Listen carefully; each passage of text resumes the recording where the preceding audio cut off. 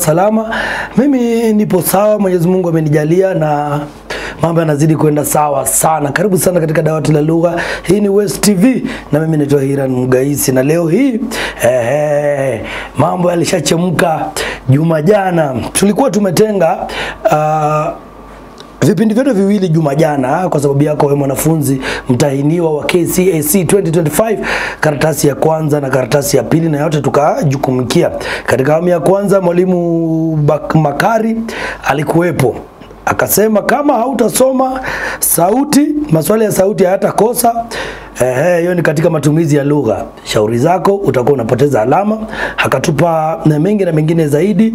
Sasa mwanafunzi, je, ilikuwepo kwenye mtihani? Kama we haukuona, kumbuka kwamba mwalimu Brian Whitkins kutuambia kwamba unapewa mayai yako mawili ya kenyeji. Utakuwa nayo pale mwanafunzi, na sisi hatutaogopa kukuambia kwa maana ni wewe mwenyewe ulifeli, ulikubali kufeli. Mwalimu Whitkins akakuja kutuambia katika karatasi ya pili kwamba mwanafunzi mnipige mawe leo, iwapo kama nitakuwa nimekosea mnipige mawe. Kumbukumbu, swali la kumbukumbu halitakosa. Swali la kumbukumbu limekuwepo. Vile vile mwalimu rafiki yangu mwingine mwalimu Mbati, Hector Mbati, pia alikuwa amesisitiza, akasema amegundua kwamba baraza la mtihani limekuwepo na mtindo fulani ya kwamba kumbukumbu limekuwepo na wanafunzi waangalie. Swali la kwanza likawapiga wanafunzi katika kumbukumbu. Swali la pili ambaye mwalimu alisema na nipigwe mawe, swali la pili kwamba kumekuwepo na masuala ya ajali ya kila mara barabarani, na nikiangalia serikali na baraza la mtihani kwenye jicho la ndani kuna kitu lazima iwepo. Na ni ukweli tumekuwa na majanga, tumekuwa na ajali ya mara kwa mara, ukiangalia mwaka huu na mwaka jana sana. Apigwe mawe, wamemtafuta wenye walikuwa na mawe, walirejea kujenga nyumbani mabomani, hawakurejesha kutengeneza barabara. Kwa maana swali la pili ilikuwa masuala ya usalama barabarani na masuala ya ajali. Leo hii mwanafunzi tunataka tukufae katika karatasi ya tatu, na ni kwa sababu yako ndio tuko hapa. Mwanafunzi ambaye amesoma na amefuatilia dawati la lugha tangu tuanze hadi tunakamilisha. Karibu sana mwalimu mchawi. Shukrani. Nimeambiwa nikianza kuanza kuambia wanafunzi kwamba huyu ni nani, nisikose kuweka mchawi mbele. Mwalimu mchawi, ujambo? Mbona si jambo, lakini mbona niitwe mchawi? Ungeanza kulalamika mbona uitwe kuliko ukubali kwanza kusema si jambo, kwa maana tayari umekubali uchawi wako. Nimeangalia sehemu ya pili. Ulikuwa lazima side A na side B. Nimeangalia side B ya kujambo ndio nirudi kwa side A. Hii ya uchawi sasa ndio tu iangalie vizuri. Lakini uchawi karatasi ya tatu, ushirikina, fasisi please. Unaona? Haya, mwanafunzi amesema ushirikina, tutakuwa tunaangalia. Mwalimu mtopi mtihani bwana. Mtihani? Ukiniangalia hila na tajriba yangu kufunza, muda nimefunza huu wote, na kusoma nimesoma huku kote. Naweza nikashindwa kuelekeza mwanafunzi vizuri kumtihani. Kwa kumwelekeza unamuelekeza, lakini kwa kumpatia pia kuangalia tajriba. Tajriba yenyewe inafaa tu apewe. Ukiwa mwalimu bora kazi itaonekana tu. Itaonekana tu. Si kwamba kuna mitihani ama nini, lakini tajriba tu. Kwa sababu ukiangalia vizuri vitu vingi ambavyo tulikuwa tunazungumzia hapa. Kwa mfano kipindi cha dawati la lugha kilikuwa Jumamosi. Mtihani umefanywa Alhamisi. Naam, karibu juma moja. Alhamisi saa 8 ndio isha bifanya. Na nikawa naambia kwamba ile isha wataifanya kuanzia saa 8 mpaka saa 9 dakika 45. Tukizungumzia swala la muda hiyo siku hapa. Ilikuwa ni Jumamosi. Kwa hivyo ni takriban siku 5 baada ya ubashiri wetu ndio mtihani umefanywa. Na kwamba wanafunzi ambao walikufuatilia kipindi, wale ambao walienda kwenye mitandao ya kijamii, wale ambao walitazama moja kwa moja kwa runinga, wapo sawa. Uliniambia juma jana kabla ya kuingia kwenye kipindi kwamba usiku ulipokuwa ukilala ukaota. Na ukaota unaanza kuimba usalama barabarani na nini na nini. Na ukashindwa mbona imekukuja, hata ukija hapo ulikuwa unaimba. Leo umeota nini? Pia umetuotea kitu? Ndoto zipo tu. Kuna lisali mbili za kuzungumzia ndoto za kiajabu kwenye fasihi simulizi, ushairi na fasihi andishi. Wazazi wengi sana tangu juma jana wananisumbua sana kwenye simu, na sijui ni kwa nini wanafanya hivi. Wazazi wetu sijui ndio wanafeli. Cha kwanza, mtazamaji wa Dawati la Lugha, mimi naomba nikwambie kitu kimoja kwamba West TV au mimi kama Hiran Mugaisi sana sana na pengine na mwalimu wangu hapa, we don't condone exam irregularities. Nimesema vizuri sana, nimetoa vizuri sana. Sisi hatuibi mtihani, sisi hatuna maswali ya mtihani. Sisi hapa tuna walimu wenye tajriba ambao wanafanya, walimu wetu wanasoma na wanatufanya sisi kama hata waelekezi vile vile tunasoma. Itatubidi wao wakisoma pia nasi tunasoma. Sasa kwa mara wakisema ukiangazia hapo utafanya nini na nini, mwalimu wetu huyo amekuwa ni mtahiniwa na ameweza kutufaa kwa mitihani yake, ametuelekeza hadi anatufaa hapa kila wakati. Tukianza marudio au matayarisho tunakupa maswali, tunakupa maelekezo na tunakupa hadi maswali ya dondoo. Sasa tukisema mzazi, inakuwa ni kikwazo kikubwa unaponipigia simu na kuniambia kwamba uko radhi hata kunilipa ili nikupe maswali ya mtihani. Sina jamani, sina ndugu yangu. Ningekuwa nayo, ningekuwa na kibanda cha kuuza mtihani, lakini kwa sasa sina. Pengine mwalimu wetu ambaye siku hizi anaoteshwa. Pengine nawe pia una kibanda chako cha mtihani mwalimu? Nina ndoto. Ana ndoto tu. Huyu pengine uandishi. Asante sana mwalimu, dakika 21 zimegonga. Mwamba, najua nimetumia muda huo ili tuelekeze wazazi kwamba wanafunzi wanastahili kusoma tu. Ni kusoma na kufuata jinsi sisi tunavyosoma hapa ndani na utafanikiwa. Wengi kwa wale wazazi, tafadhali ambao mnatupigia simu, West TV haiuzi mitihani, Dawati la Lugha hatuna mitihani, Hiran Mugaisi sina mtihani, mwalimu Brian Whitkins hana mitihani ila ana ndoto tu. Sasa kule kwake pengine ukimlipa anaweza kukupa ndoto zake ili wewe uweze. Mimi sina, mimi wewe hai kama wewe na yule mwanafunzi ambaye tumejaribu kusoma tu. Karatasi ya tatu mwalimu. Ujambo kwanza wanafunzi wako, najua wewe mara mingi ukija hapa hata kutuelekeza. Sana sana unaniambia kwamba na wale wanafunzi wangu nimewaonya na nimewaambia iwapo watakiuka shauri yao. Baada ya kutoka mtihani saa 8 wameshaanza kupiga ngarambe pale ndani. Wakakamilisha saa 10 na kitu. Wakatoka. Kukuja mara ya kwanza, na najua pengine wewe ulikuwepo shuleni tu kama mwalimu, hata leo asubuhi umekuwepo kufanya vitu vyako, ganga zako za hapa na pale. Walipotoka wanafunzi wako, sizungumzi wanafunzi wote kijumla, kwa maana mimi najua darasa lako. Walipotoka tu wanafunzi wa darasa lako, walikuja kukuona, je, walitoka kama wanatingiza? Atupe taswira wanafunzi wako walipotoka mtihani bwana, walikuwaje? Walisema kwamba wanafunzi ambao husikiza maagizo ya walimu siku zote hawaangamii, na tumelishuhudia hilo na tumegundua kwamba wanafunzi ambao wanafuata maagizo siku zote wanafanikiwa. Hiyo ndio kauli ya darasa. Walitoka kama wanasema wamekuwa tayari wanakuwa wana falsafa. Naam, kwamba ukifuata maagizo basi kuna matunda ya kufuata maagizo. Kwamba mwalimu akikuelekeza usiwe mtu ambaye unaenda kinyume na kitu ambacho umeelekezwa. Kwa sababu kuna mtu alipiga simu na wewe mtu kama pia wewe mwanafunzi ambaye alipiga simu nadhani amefaika, akiniuliza kwamba ilani inaweza ikatainiwa. Nikamuuliza kwamba sisi tukizungumza, tukifunza, tukuelekeza tumesema nini? Kwanza yeye yeye ni mmoja wale ambao hakumsikiza mwalimu, hakufuata masharti yake. Anauliza mambo ya ilani. Nikamwambia naenda kufuatilia kipindi. Lakini kama mwisho alifuata kipindi kwa sababu walipiga simu nadhani jana jioni, akiniambia kwamba mwalimu nisaidia sana na karatasi ya kwanza sikuwa na tatizo kwa sababu ya maelekezo yako na walimu wa Dawati la Lugha. Nikamwambia hivyo ndio maisha yapo, kwamba sisi ni walimu, tuko hapa kukuelekeza, na sisi tunafanya kazi hii kwa sababu ya kujitolea na tunaendeleza gurudumu la maisha, kwa sababu kule nje nakwambia baadhi ya vitu ambavyo tunasema hapa, shule kule nje zinagaramika kupata huduma hizi, kwamba iwapo shule fulani inahitaji mwalimu au mtahini lazima watatoa pesa. Kwa hivyo wakati mwingine ukipata watu wanakupatia mwelekeo bure bila malipo, basi wewe pia jamani shukuru kwa kusikiza tu.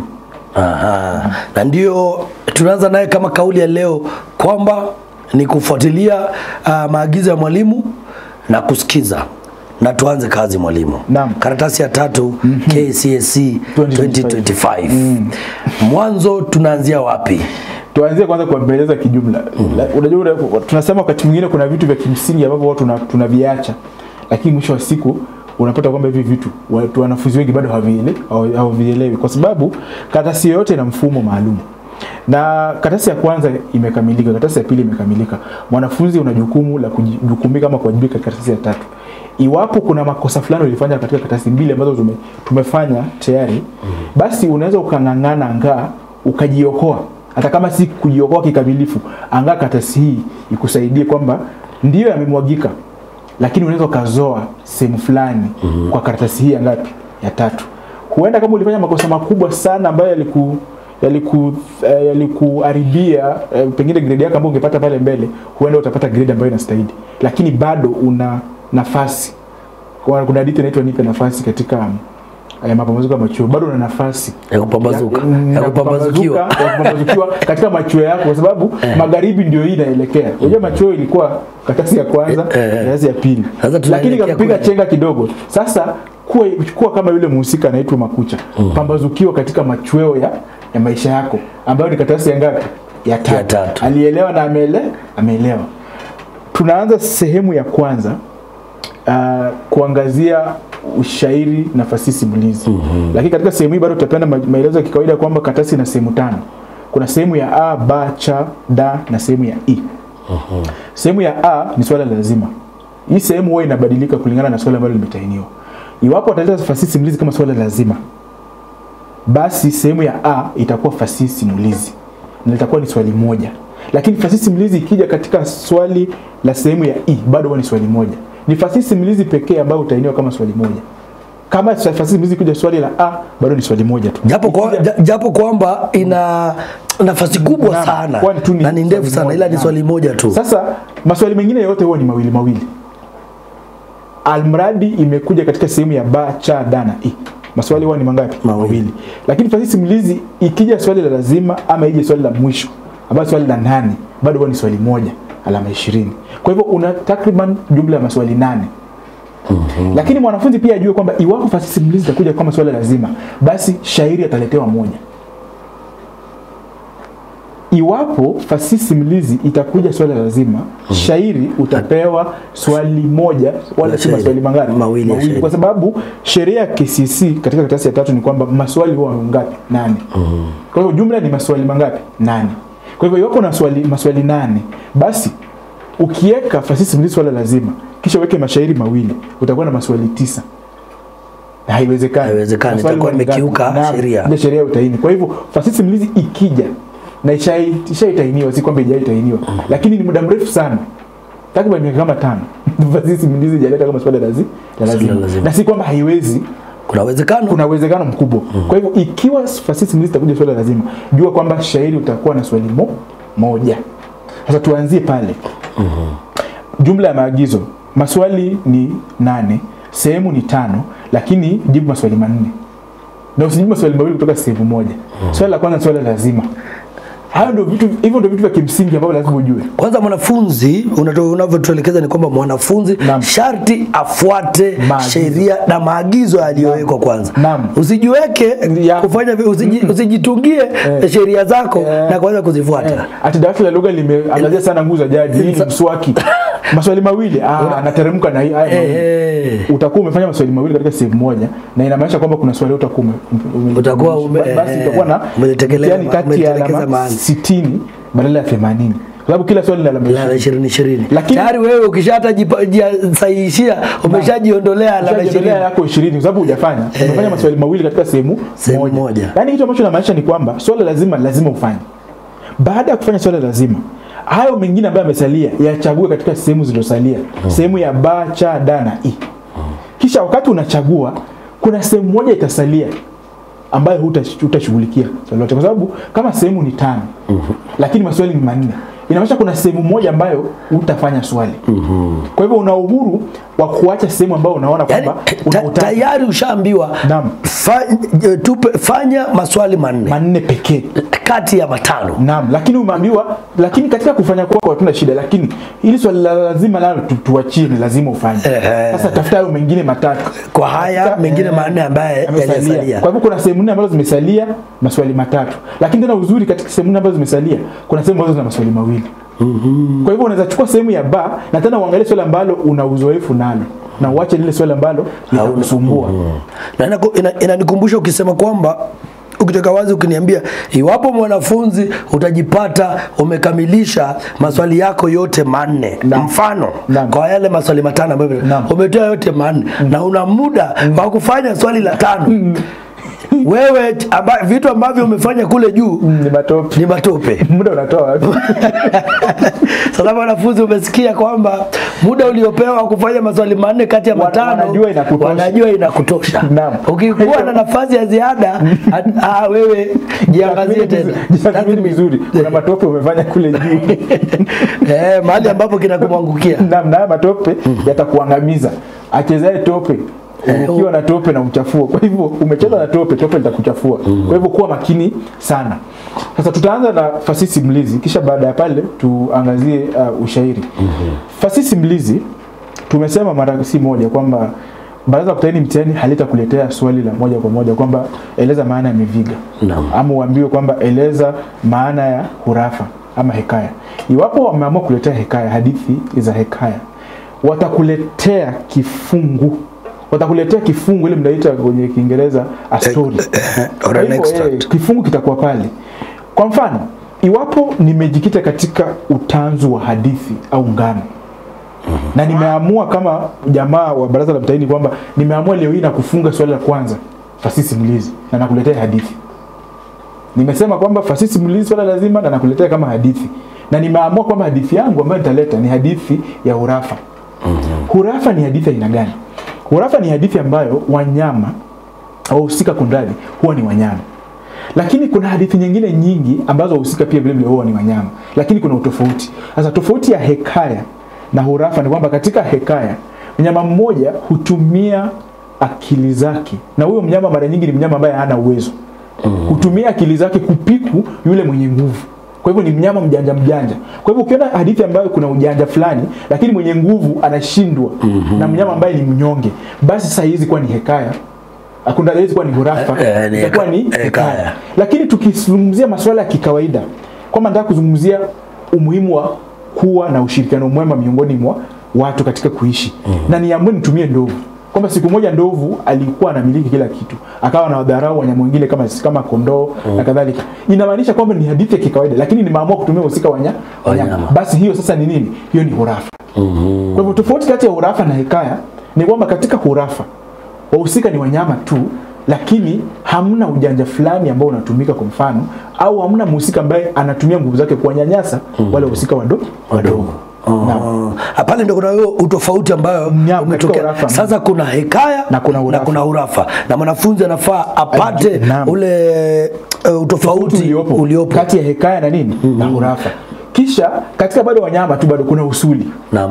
Katika hadithi ya usuli sasa ni wanyama aghalabu, lakini hadithi hii inatuonyesha jinsi ama kitu ambacho kimefanya kitu fulani kikawa jinsi kilivyo.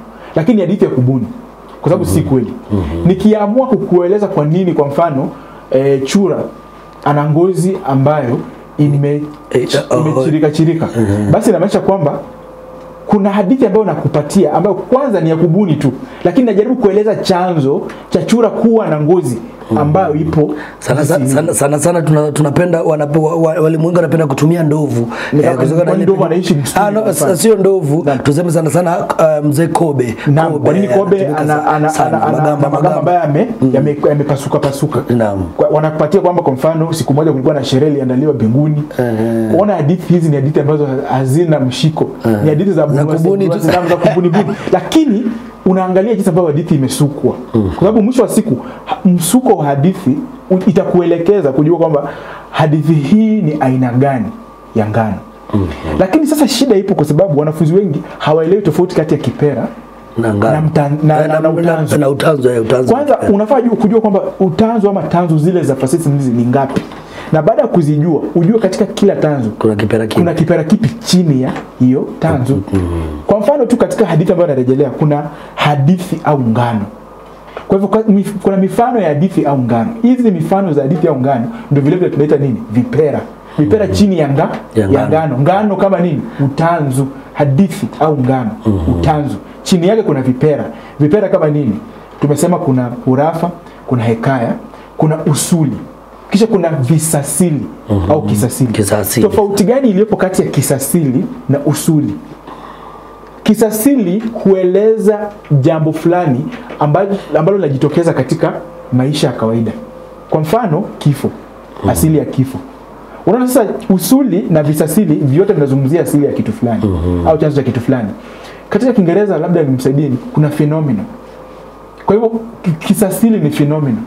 Kwa nini kwa mfano jua hutua magharibi? Kitu ambacho kinafanyika. Naam, kinafanyika.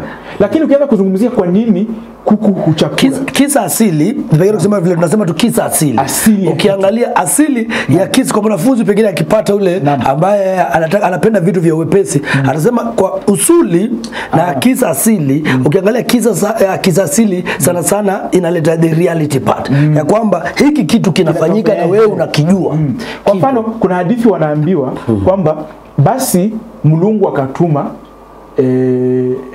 mzee Kobe ama mnyama yote, anaambiwa tu mnyama yote kwamba apeleke ujumbe kuhusu nini? Kifo. Kwamba ambie binadamu kwamba asichukue maneno haya kwa mfano na asifuatilie ukweli huu, basi kifo hakitamfuata.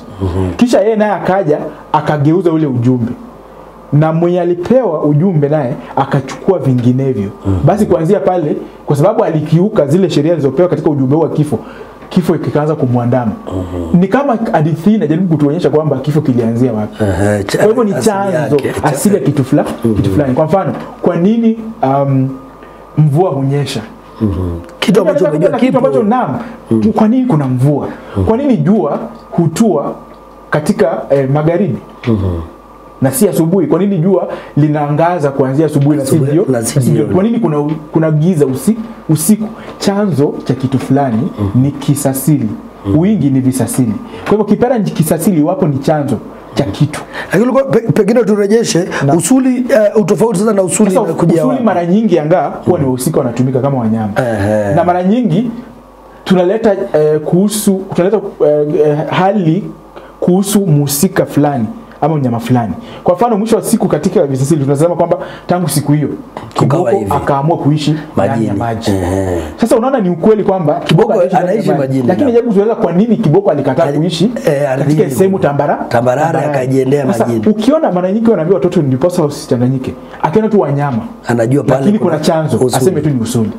Lakini akiona kwamba ni kisa cha kitu ambacho kina tuathiri sisi binadamu kama hali fulani, kwa hivyo wanaambia kwamba kisasili watumie hali, kisha usuli watumie wahusika. Hasa mara nyingi aghalabu huwa ni wanyama.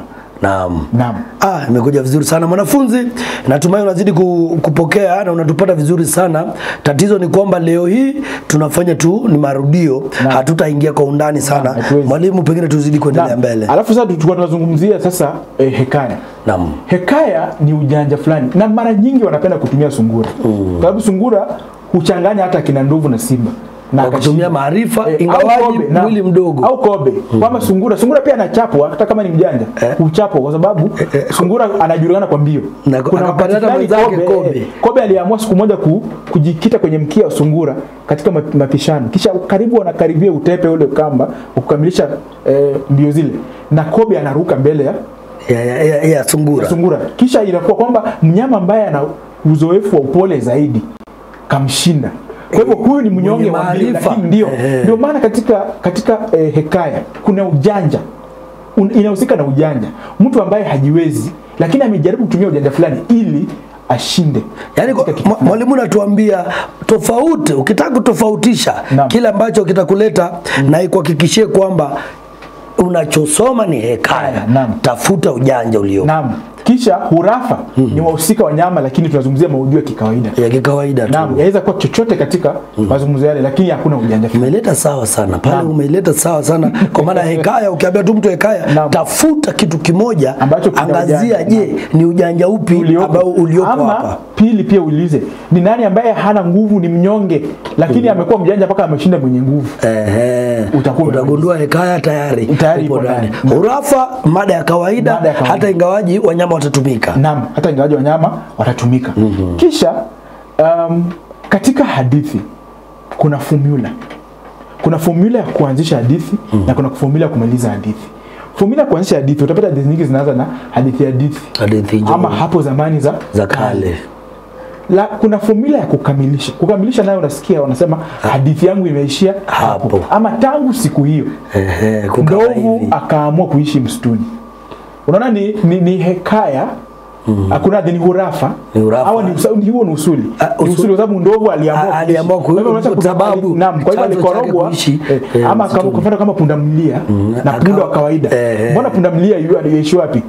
Yuishi msituni na punda wa kawaida anaishi binadamu. Ukiona hadithi za kiajabu kama hizo, tunajaribu kuangalia chanzo. Kwa hivyo ni usuli. Lakini sasa unaweza ukaulizwa maswali ya kawaida. Swali la kwanza utapewa utungo kama ambao nimepeana. Kwa mfano unaulizwa tambua kwa kutolea idhibati kipera cha utungo huu. Alama 5. Ukiambiwa kwa kutolea idhibati na alama 5. Swali la alama ya kwanza ni kutambua kipera. Alama 4 ambazo zimesalia peana sifa. Peana sifa. Hata ikiwa ni semi. Umepewa kwa mfano fumbo au umepewa kwa mfano methali au umepewa kwa mfano kitendawili. Kitendawili kimepeana pale ndio, lakini umeambiwa kwa kutolea mifano tambua kipera cha utungo uliopewa. Utapeana ni kwamba kipera ni kitendawili. Lakini dhibati alama 4 ambazo zimesalia kama zilikuwa 5, hiyo ni alama 1.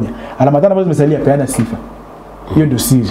Kwamba siku hizi haulizwi sifa moja kwa moja. Kitambo ulikuwa unaulizwa kipera kisha unauliza sifa za kipera. Siku hizi unaambiwa kwa kudhibitisha tambua kipera alama 5. Kwa hivyo jua tu kwamba alama 1 ni ya kutambua. 4 peana sifa kwa sababu sifa za kipera ndio kutolea idhibati. Naam, kwa mwanafunzi pengine ambaye tayari amepata huo muda, ametufuatilizia mwalimu. Katika swali hilo tu ana uwezo wa kupokea alama ngapi? Alama huwa ni 20 zote, lakini sasa maswali ya kifasihi simulizi kuna maswali ya kipera. Ile tunaita inatoka kwenye kipera. Mara nyingi baraza kutani mtihani la kuchukua alama kama nusu zinaenda kwa kipera. Alama zile 10 ambazo zimesalia katika kazi yote ya fasihi simulizi. Alama 10 ambazo zimesalia zinaenda katika uwasilishaji wa kipera. Kisha kutakuwa na utaini katika kusanya data. Sasa mwalimu Konradhi, samahani kwa kuchachawiza, unanimaanisha kwamba tuliozungumza kwa kutambua tu kwanza, kwa kudhibitisha kuweka idhibati alama 5. Alama 5. Unaulizwa pia umuhimu. Bado maswali ambayo yanafungamana na hicho kipera huwa wanahakikisha kwamba ni kati ya alama 8 hadi 10. Kwa sababu unaweza ukaulizwa kwa mfano, eleza sifa za musika Kobe. Wajua imetoka kwenye kipera. Kwa hivyo utaangalia Kobe amefanya nini katika hadithi hii. Utapata Kobe pengine alikuwa mjanja. Kwa hivyo unasema kwamba ni mlaghai au ana ujanja na unadhibitisha amefanya nini. Katika maswali haya ninavyozungumza ni kwamba mwalimu, naomba pengine tuweke tu wazi ni kwa yule mwanafunzi ambaye walimu wao walizembea hata kuwaonesha jinsi tu karatasi ya 3 inavyokaa inavyofanana. Katika ile alama 20 umetuambia swali hilo na alama 20. 10 litatoka pale kwenye kipera ambacho kipo pale umekisoma, unakitambua, unakiweka idhibati, ipo ndani, inatoka pale. Kabla uangazie 10 zingine zilizosalia sasa, ya kwamba nao jinsi ya kuwasilisha, bado ni kipera kwanza. Pale tu katika swali hilo la kwanza. Mama mjamzito kabisa. Kwamba maswali yale yanatoka pale kwenye kipera. Kati ya alama 8 hadi 10. Na inategemea. Kujua vipera ni vingi. Hata iwapo tumekuwa tunajikita katika ngano. Lakini kuna vipera vingine vingi. Hata unaweza pewa wimbo. Kuna wimbo kama bembelezi kwa mfano. Bembea ama bembelezi. Nyimbo ambazo zinaimbwa kwa bembeleza watoto walale. Bembelezi utajuaje kwamba ni bembelezi? kuna vitu utaangalia pale, kuna matumizi ya mtoto, itakurejesha moja kwa moja tu. Kuna mlezi utapata, kwa mfano ukisikia kama ile tulikuwa tunafanya lala mtoto lala, mama anakuja lala akupe maziwa. Sasa ukiona swali kama hilo, kuna mahadhi ya kupanda na kushuka, kisha kuna urudiaji ama takriri fulani, kisha kuna kujipanga katika beti kwamba huu hapa ambao umepewa ni wimbo, au hata wimbo wa Mbolezi. Juzi tumekuwa tunaomboleza kinara mkubwa sana nchini aliaga. Mbolezi hadi ukakonda ba. Naam. Ulikonda kabisa ise. Mbolezi. Kwa hivyo katika mbimbo za Mbolezi nikisema ndugu yangu umeaga, Joey, naam Joey, safiri salama hadi pale ambapo tutakutana tena, ama kweli umetuachia machungu. Mwanafunzi sasa wewe uone tu kwamba mtu anaomboleza jamani, na unaulizwa tambua kipera kwa kutolea idibati. Kipera ni mbolezi. Na unasema kwamba nafsi neni, kwa sababu kuna mtu katika nyimbo kuna nafsi neni. Kwa hiyo unasema nafsi neni anaomboleza kumpoteza ndugu yake. Shametaja ndugu yangu umeniacha. Unaanguka kwa sababu gani? Kisha tolea idibati. Machungu. Tupatie sasa sifa. Umeniacha na nani? Kwamba angaa huimbwa ili kuwaliwaza waliofanya kuwafariji ama kuwaliwaza waliofiwa. Hiyo shatoa idibati ya kwanza. Hupangwa katika mahadhi ya kupanda na kushuka. Sababu kumba bado ni wimbo. Na nyimbo zimetolewa nyingi hata baada ya kinara kuaga dunia. Kuna watu wameimba studioni, wameenda wakaimba nyimbo za kumuomboleza. Kwa hivyo fasihi simulizi ni vitu vya kawaida. Nilipata pia fununu kwamba pia tayari wewe umeshatengeneza wimbo mwaka ujao Ikulu wataisikiza, utakuwa umefikisha kule Ikulu. Bora tu wasinizuie kama shule fulani ambayo ilizuiliwa. Usitaje shule yenyewe, tuendelee bingwa. Kwa hivyo katika fasihi simulizi tambua kipera, kisha ujue sifa za kipera. Shida ambayo ipo baada ya sifa, aidha utaulizwa sifa ama ulizwe umuhimu wa kipera kile ama majukumu yake.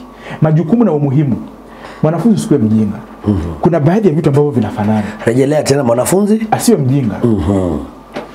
Ukizungumzia nyimbo, enda uzungumzie vipera. Tuseme tu ngano kiujumla kama utanzo, vichekesho chini ya maigizo ya jukwani.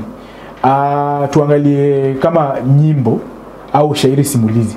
Hivi vitu vyote ukiangalia Iran vinaelimisha. Hivi vitu vyote ukiangalia Iran vinaburudisha.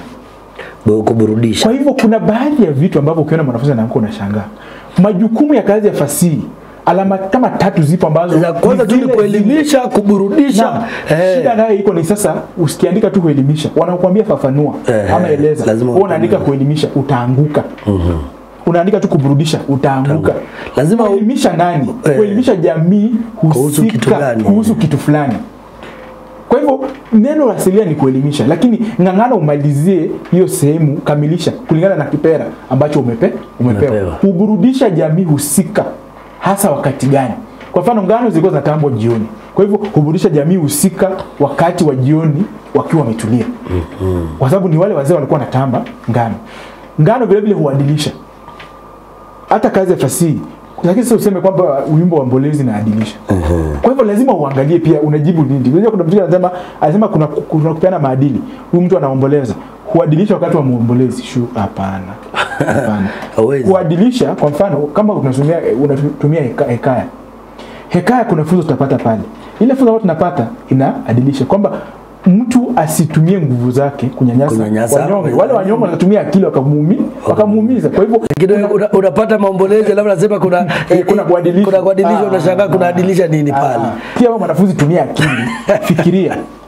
Lakini tumesema kwamba majibu huwa yanazunguka pale. Sana kuna yale majibu jumla. Wewe unapenda kusema ni majibu jumla ya kijumla. Kwa hivyo kwamba itatumika popote. Usikose kufahamu. Kwa hivyo wakati unasoma mwanafunzi, angalia majukumu ya kazi yote ya fasihi, angalia yale majibu ambayo yana cut across, tunasema katika Kiingereza yana cut across zote zile vipera. Ukishazitambua zile basi uzitumie. Kwamba mwisho wa siku kama unataka 5 tayari ulikuwa na 3 ambazo unajua tu hizi kwamba ukiuliza kipera fulani bado itakuwa majibu. Kipera fulani bado itakuwa majibu. Kipera kingine tena bado itakuwa majibu. Alafu unatafuta yale mengine mawili. Haya ni kwa mujibu wa mwanafunzi mnyonge ambaye hajiwezi. Lakini mwanafunzi wa kawaida ambaye amejiandaa kwake anapita.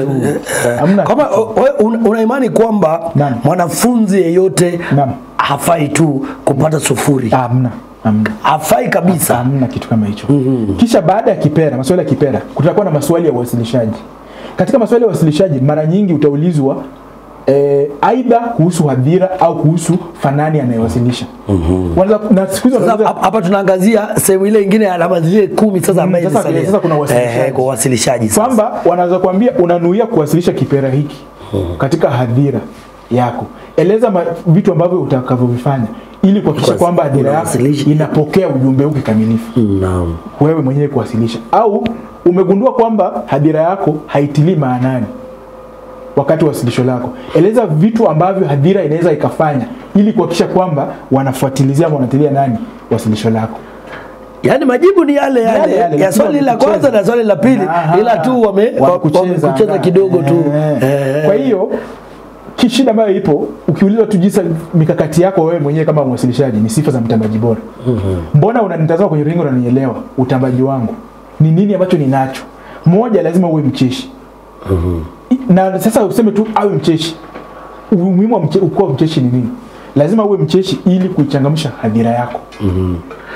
Ukisha uweka wazi lazima ufafanua. Maswali ya NEC yanatumika njia mbili tu, eleza, fafanua. Usikuwe mjinga.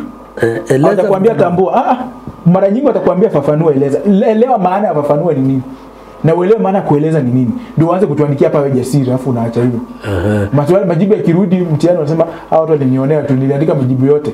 Uliandika lakini huko unafuata majibu. Na tunaarifiwa kwamba kule juu kupeana mayai ya kienyeji wanakuambia asiyekamilisha. Very strict. Asiyekamilisha na tuzo sufuri. Hiyo ni sheria imepitishwa, ndio. Umeelewa? Ndio. Watainiwa, ingeni kazi. Kwa hivyo lazima useme. Na unasema kwamba ulikuwa unaniarifu kuna watainiwa, kuna watahini ambao wako pale kuhakikisha kwamba pesa ingie. Ukimfurahi unamfurahisha sana. Uliniambia inverted vile mnahitaji. Brush. Sifuri. Songesha. Tunamwona tu bingwa anafanya hivyo na shangaa nini? Kumbe amefurahia ujinga wako. Ujinga wako unamkuza sana. Aise, usikuwe mjinga. Mpe mtu kazi. Usikuwe mjinga, mpatie kazi ya kufanya. Usimpe kazi azembee tu aingize pesa, mpatie kazi mtaini kundadi. Mtaini apate kazi ya kufanya wakati wa kusahisha. Mwalimu, nimejitayarisha katika kukabili swali hilo lote nzima la kwanza. Mimi ni yule mwanafunzi ambaye nikisoma nina mawazo tele anakuja tu. Kabla nianze kujibu maswali pengine naweza nikafanya nini? Kuna wale wanafunzi ambao wanapata lazima aandike kando. Anafanya nini? Akipata tumesema kwa mfano tu akiona kwamba kuna swali alikuwa anapitia maswali fasisi mlizi. Akaona kuna swali ambalo limuuliza majukumu ya kipera. Na ndiye ameingia kwenye mtihani. Kabla hajasahau anaweza kaandika sababu kuna uwezekano amekuwa kutoa amesoma. Aandike pale uelimisha jamii husika uburudisha. Unaweza ukafanya wakati unapitia tu maswali yote, akisha unaandika kitu kwa sababu waweza pata mwisho wa siku pitia maswali yote. Ndio maana wanafunzi pitia tu maswali yote kabla hujafanya maamuzi. Kwa sababu unaweza pata kwamba ulitaka kufanya sehemu fulani lakini kuna sehemu ambayo ina hoja nyingi kuliko uko na uhakika sana kuna hoja nyingi pale fulani, utachukua hilo swali. Lakini pitia maswali yote ndio ufanye maamuzi ya swali ambalo utafanya katika mtihani huu. Kisha kuna siku hizi wanafunzi walikuwa wakifanya tu sifa za mtambaji bora. Je, wakijikita katika sifa moja, wakwambia eleza umuhimu wa kuwa mcheshi alama 5, utafanya nini? Kwa sababu sifa zako unafaa kuwa mcheshi. Wanaweza kaamua wakuuliza eleza umuhimu wa kuwa mcheshi. Sasa mwanafunzi anapoweka hoja pia awe na uwezo wa kujiuliza kwamba anaweza eleza hoja hili kwa wakataka ufafanuzi zaidi. Ama wakuulize unasema pale nitatumia ziada lugha ili kupitisha ujumbe kikamilifu. Za lugha ni zile gestures. Ndio vizuri, lakini je umejiuliza tukikuuliza eleza umuhimu wa kutumia ziada lugha alama 5 utajibu nini? Kwa hivyo lazima pia vile vile uwe na uwezo wa kuelewa vile vitu ambavyo unarejelea. Nyinyi ni baadhi ya walimu ambao mnafanya sasa mambo yanazidi kuwa magumu sasa. Mambo si magumu. Kwa sababu mwanafunzi mwenyewe mbona anatumia ziada lugha? Ziada lugha husaidia kusisitiza ujumbe. Mbona nifanye mikono hivi na sisitiza ujumbe? Ziada lugha husaidia sana ile ya hivi. Wewe taswira, ujumbe na taswira. Pia kuna kuleta taswira iliyokusudiwa. Iwapo ninazungumza nikiwa nimekunja uso, niache kitu moja nazungumzia mwenye ananiona anasema kwamba kinakera. Iwapo nina furaha fulani, hicho kitu kinafurahisha. Kwa hivyo kuleta taswira iliyokusudiwa pia. Vile vile pia ni njia viza lugha, ni njia ya kueleza zaidi ama kutoa maelezo zaidi kuhusu kinachowasilishwa. Kwa hivyo ni kufikiria tu kwamba mwisho wa siku lazima uwe mwanafunzi ambaye anaweza kufikiria. Mwisho kabisa katika fasihi simulizi kuna kukusanya data. Naam. Mbinu za kukusanya data. Na ulisema hapo ikikosa haupo bwana. Lazima ipo. Bila kukusanya data. Kuna mbinu ngapi za kukusanya data? Kuna mahojiano, kuna kushiriki, kuna kutazama. Na mwanafunzi akumbuke wakati wote sisi tumekuwa tukifanya marudio na tukifanya matayarisho haya. Tukifika pale lazima tutasema sasa tuende katika swali ambalo halitakosa. Naam. Kwa hivyo kusanya data. Kwa hivyo data lazima itakuwepo. Na mbinu zile zipo tofauti. Mwaka jana wakaleta kinasa sauti. Kama mbinu, waleta mbinu ya kielektroniki. Na wakauliza alama 14. Manufaa alama 7, udhaifu alama 7. Advantages of using tape recorder 7 marks. Disadvantages 7. Umuhimu wa kutumia kinasa sauti. Wanafunzi wengi hata kujua kinasa sauti ni wanadhani ni microphone. Uliniambia kwamba wanafunzi wengi walienda kusema kwanza walienda na kipaza sauti. Upaza sauti zaidi. Sasa unapeana majukumu ya microphone. Na kuna kunasa na kuna kupaza. Kinasa ni recording. Na unajua sasa kuna kinasa sauti na kuna kinasa video ama kanda ama picha. Lakini pia kuna kuandika au kuna akili tu. Umuhimu wa maandishi kama mbinu ya uandishi, kama mbinu ya kusanya data. Wewe just write. Na zipo kwenye syllabus, kwa hivyo wanafunzi naenda tu kasome mbinu za uandishi. Na ulikuwa unanieleza kwamba watahini wengi wanapenda kuleta sana maswali ambayo yanajua kuna kukanganya. Wanajua huyu kwa mwanafunzi mwerevu atatupa. Nikisema leo tuende katika mbinu ya lugha ya kukusanya data, wanajua wanakupa mbaya sana mwanafunzi aangalie yale maswali ambayo kuna uwezekano kuna mambo ya karibu yanakukanganya tu. Lakini mwanafunzi mzuri pia katika mbinu za kukusanya data aende aangalie ama geuza hiyo kwenye Kiingereza kama itakushinda. Wakisema kwa mfano mbinu ya kushiriki, enda kwenye historia. Mimi nilipenda hata kuambia wanafunzi wengi pia kama unaona yanazidi kwa tabu, geuza kwenye lugha ya mama. Utaipata kwa mfano ukizungumzia mbinu ya kushiriki ama ukisema tu kwa Kiingereza, mbinu ya kutumia mahojiano. Mahojiano ni interview. Unajikuta mahojiano na hojaji. Kwa hivyo umuhimu wa mahojiano utajua kwamba ni interview, importance of interview. Ama udhaifu wa mahojiano, disadvantages of using interview. Ipo kwenye Kiingereza pia wanafunza katika jiografia. Kwa hivyo geuza au kiulizwa hojaji. Hojaji tofauti kati ya hojaji na mahojiano ni kwamba hojaji ni questionnaire.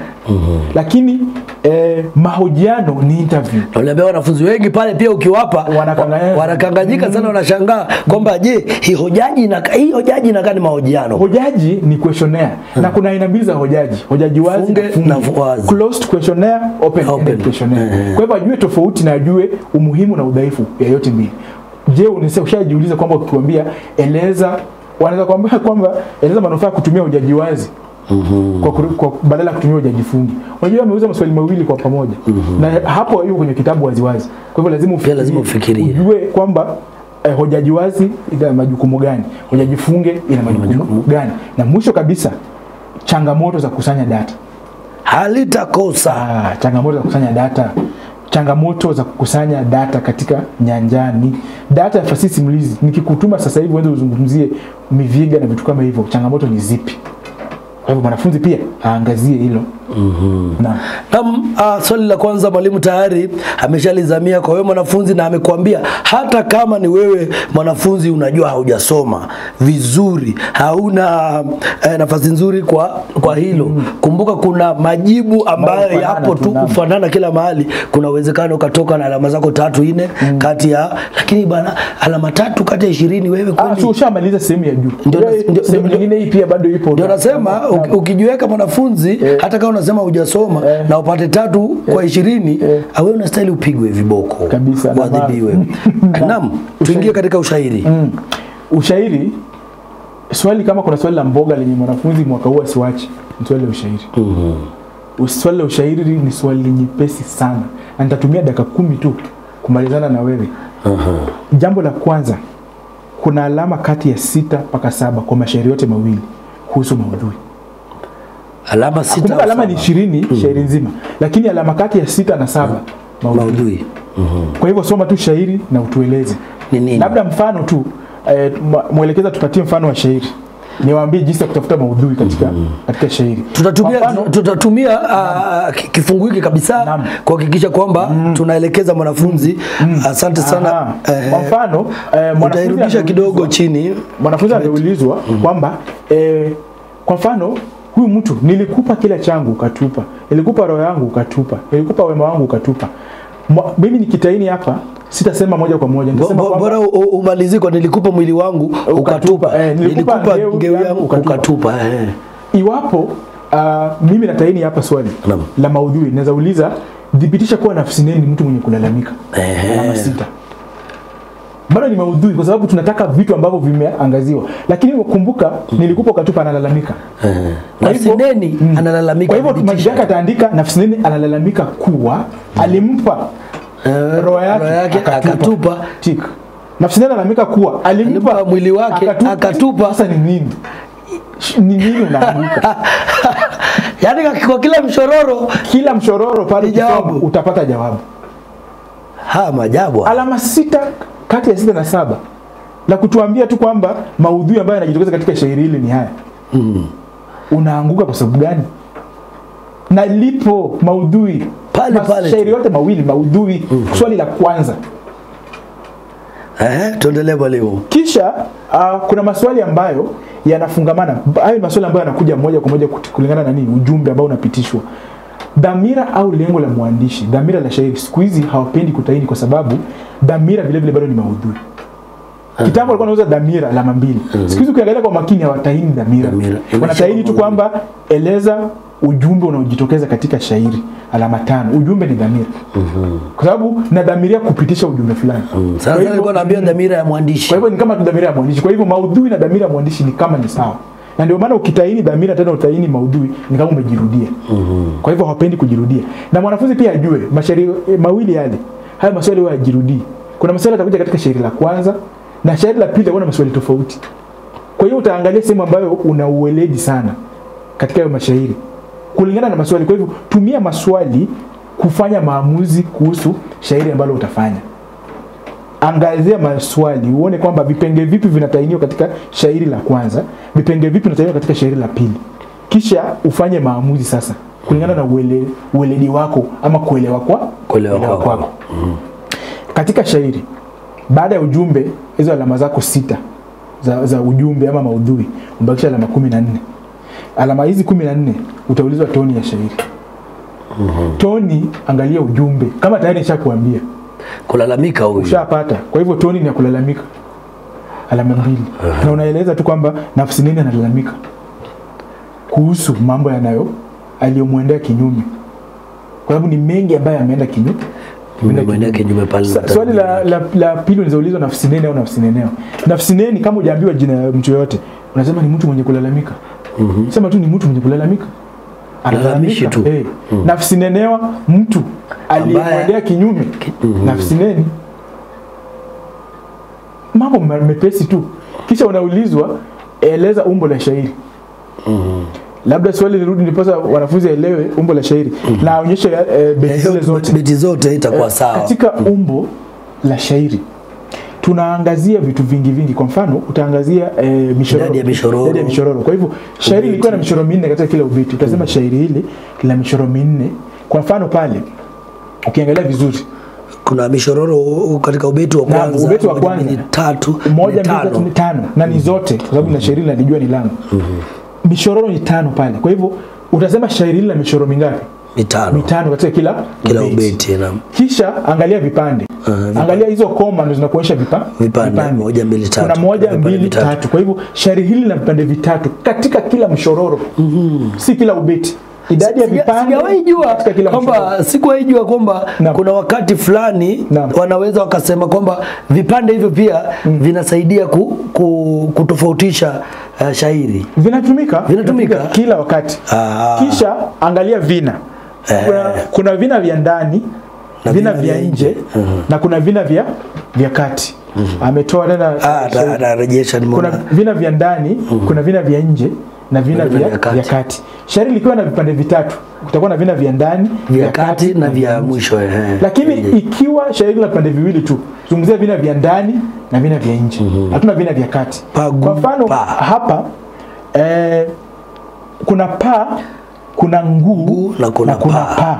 Kwa hivyo ukiangalia shairi hili, vina vya ndani, kati na vya nje vinatiririka.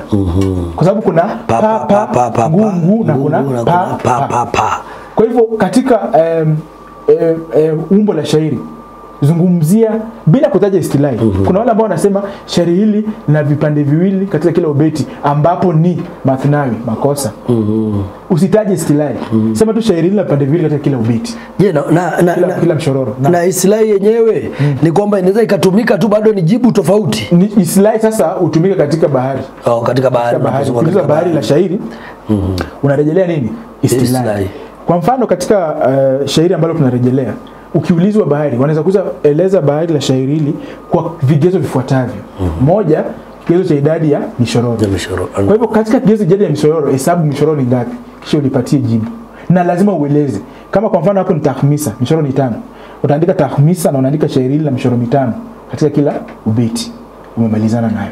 Naam. Iwapo ni mishororo 4, unaandika tarbia. Na unasema shairi hili la mishororo 4 katika kila ubeti. Idadi ya vipande kama hapo ni 3, ukawafi. Utaandika ukawafi na unasema shairi hili lina mishororo 3 katika kila kunradhi, vipande 3 katika kila mshororo. Iwapo umeambiwa kwa kigezo cha ya maneno, mpangilio wa maneno. Mfano tu nani arudishe tena shairi. Ukiangalia mpangilio wa maneno, tunaangalia kwa mfano kuna shairi ambalo neno moja hutumika kuanza kila mshororo katika kila ubeti, kama shairi ambalo tunarejelea. Utaona neno nilikupa linaanza kila mshororo, nilikupa moyo, nilikupa. Shairi kama hilo linaitwa nini? Linaitwa shairi kama linaitwa kuna mathnawi kama ni idadi ya vipande viwili katika kila mshororo, kisha idadi ya vipande 3 katika kila mshororo tunasema ni ukawafi. Kisha shairi ambalo neno moja hutumika kwanza kila mshororo ni kikwamba. Kwa hivyo ukiangalia mpangilio wa maneno, mara nyingi utarejelea shairi ambalo ni kikwamba. Kwamba nilikupa limeanza kila, na si lazima ianze kila, inaweza kuwa hata ni baadhi ya mishororo inaanza neno nilikupa. Shairi hili litaitwa nini? Kikwamba. Kisha kuna shairi ambalo huwa inaitwa pindu au nyoka au mkufu. Kifungu cha maneno fulani katika sehemu fulani hutumika kuanza mshororo unaofuata. Kwa mfano nikimaliza na nilikupa, mshororo beti ambao unafuata naanza na nilikupa. Nikimaliza huo beti pale chini mshororo wa mwisho na ukatupa, naanza na ukatupa. Hilo shairi linaitwa kikwamba, kundani linaitwa unyoka au pindu au mkufu. Lakini kikwamba kwa ile kufungamana naenda hivi. Lakini sasa kikwamba neno moja au fungu la maneno huanza kila ubeti. Naam, kila mshororo katika kila ubeti. Kisha kuna urudiaji katika shairi. Unaweza ambiwa tu tambua aina 3 za urudiaji. Sasa hata ukiona shairi tumekuwa nalo pale, unashindwaje aina za urudiaji? Yaani repetition ipo. Tambua aina 3 za urudiaji. Aina za urudiaji, kuna urudiaji wa maneno. Pale tumeona neno gani? Nilikupa, ukatupa. Kwa hivyo nasema tu maneno nilikupa na ukatupa yamerudiwa. Kisha kuna urudiaji wa vina. Una pale chini kulikuwa na pa ngu. Kwa hivyo unasema kwamba vina pa pale vimerudiwa, na kuna ngu pia pale imerudiwa. Kisha kuna vile vile urudiaji wa nini? Wa mishororo. Labda atuonyeshe mishororo kama 3 tuone kama kuna mishororo imerudiwa. Beti au mishororo? Mishororo. Katika shairi hili mshororo wa kwanza umerudiwa. Nilikupa changu ukatupa.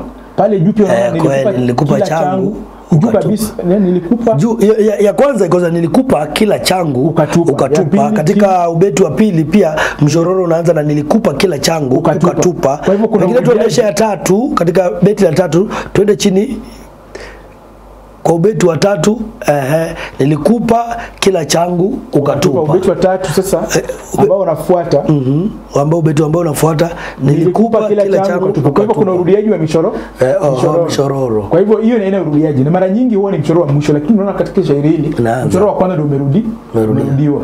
Kwa hivyo ukiuza aina za urudiaji, kuna urudiaji wa maneno, urudiaji wa vifungu, kuna vifungu pia. Kuna maneno na kuna vifungu. Kuna kifungu kimerudiwa na uhakika mahali.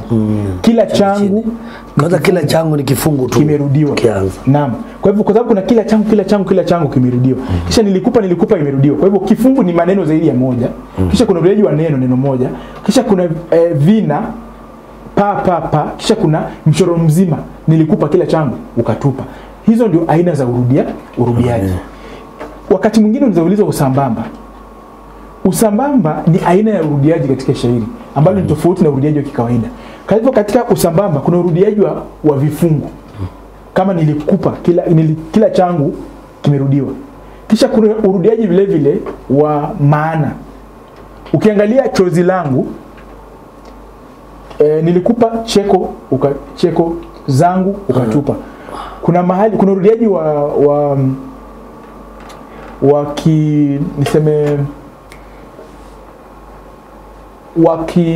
kifahiwa. Sijui kama wanafunzi wataelewa. Hatuelewi. Sijui kama wataelewa. Tunakuacha tu usikume muda. Kitu ambacho tufanye hapa katika urudiaji ni kwamba mwanafunzi aende aangalie aina za urudiaji. Akishamaliza kuangalia aina za urudiaji, kuna usambamba katika ushairi. Usambamba ni aina speciali ya urudiaji. Mwanafunzi tena aende angalie usambamba ni nini katika urudiaji. Na sasa usambamba si ule urudiaji. Unatutuma kama wanafunzi. Ipo kwenye silabasi? Ni tutoe wapi ndugu yangu kama haipo kwenye silabasi? Vitabu vipo. Si vitabu, angalia makala na matini ambayo yanazungumzia urudiaji. Pengine mwalimu tuharakishe kidogo tu ili tuingie. Mwisho kabisa katika ushairi kuna kuandika katika lugha ya nathari. Swali litakuwepo. Lugha ya nathari, lugha ya kawaida. Alama 4. Jambo la kwanza tunataka tuone aya, si ubeti. Ukiandika tu ubeti ambao umeambiwa uandike katika ubeti, utapata 0. Geuza ubeti ambao unarejelea uwe aya, ile paragraph. Kwa hivyo kila mshororo iwe ni sentensi. Na uunganishe sentensi. Unapojibu swali la nadharia hii ama nadharia ama ya kawaida, umesema tunaandika katika unategemea aya. Je, naanzaje katika pengine kwa swali letu hili la kwanza? Apende kwa mfano pale tupe kibeti ama wakwambia andika kwenye lugha ya nadhari, ni shairi nzima ama watakupa ubeti? Watakupatia ubeti. Kwa mfano kama ubeti, nilikupa kila changu ukatupa, nilikupa cheko zangu ukatupa, nilikupa chozi langu ukatupa, nilikupa jozi langu ukatupa, nilikupa si zangu ukatupa. Hawezi kuandika hizo kutupa zote. Kwa hivyo lazima utuandike tu useme kwamba Nafsineni analalamika kuwa alimpa Nafsinenewa kila chake akatupa. Full stop. Tena unaendelea kwamba alimpa cheko zake Nafsineni akatupa. Full stop. Nafsineni vile vile alimpa chozi lake akatupa. Kuna maana umetumia kuna viunganishi tayari umeweka ile iwe nini? Iwe aya. Na utoe hizi mbinu za kishairi. Kusikuwe na hizo koma, kusikuwe na hizo urudiaji. Kwa hivyo ujumbe uandike ujumbe ambao unajitokeza pale, lakini katika aya moja kwa lugha ya kawaida. Kwa sababu sasa huku ni lugha ya nini? Ya kishairi. Wewe huwe usemi hivyo. Katika maisha ya kawaida unaandika vitu vya kawaida. Huyu ni mshairi ameandika hivi. Kwa hivyo lugha yake ni kishairi, toka kwenye lugha ya kishairi naenda kwenye lugha ya kawaida. Asante sana Mwalimu Brian Wilkins Odeur, mwalimu ambaye leo ameoteshwa. Pengine tutaangazia hapa kwa mwanafunzi. Amekwambia ukasome, kuwa hajakuambia kwamba amekupa mtihani, amekupa maelekezo, tumedurusu sote pamoja na tumeweza kuvunja na amekwambia haya maneno. Mwanzo alianza kutuambia kwamba sehemu fulani ikija usitegemee kwamba itarejelewa mara mbili pale, hapana. Katika shairi katika shairi ukipewa shairi ulisema ikija kama swali la lazima ni moja tu. Na ufasihi simulizi ikija swali lazima pia utakuwa na shairi moja. Lakini bembea maisha ikija swali la lazima basi utakuwa na mashairi mawili.